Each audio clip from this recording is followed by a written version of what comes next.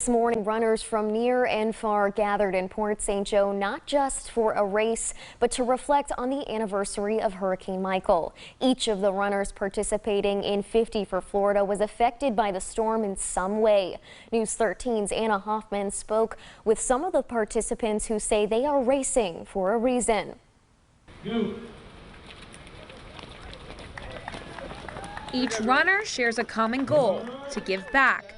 And after David Milliken saw the devastation Hurricane Michael caused in Port St. Joe, giving back is exactly what he wanted to do. Worked multiple days, about 10, 12 days, and just couldn't get it off my mind when I went back to Atlanta. So I knew that it was a long-term recovery, just like it is in any hurricane. This year, over 100 runners participated in the 50 for Florida race. Milliken says last year they raised $96,000, and they are hoping to exceed that this year. All of the funds go directly towards recovery in Gulf County. That's really the community coming together, and then even folks that just come down here on vacation. One of the larger groups participating was the Port St. Joe High School cross-country team.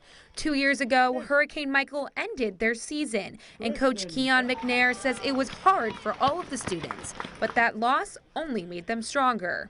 It brought all of them together, make them want to even work harder because they remember the time when the hurricane came and took the season away, and took more than just the season away, but a lot of people, houses and other things. Volunteers from the community came out to help at the event, and runners came from near and far, but each person was racing for a different reason. We have these amazing friends, and they're both from Port St. Joe, and they were really affected by the hurricanes. One by one, the racers crossed the finish line with big smiles on their faces. Although there is still evidence of the damage from the storm, what shines brighter is everyone coming together to show that they are 850 strong. Look at this, it just shows that people are strong. We're St. Joe strong. In Port St. Joe, Anna Hoffman, News 13, Panhandle Strong.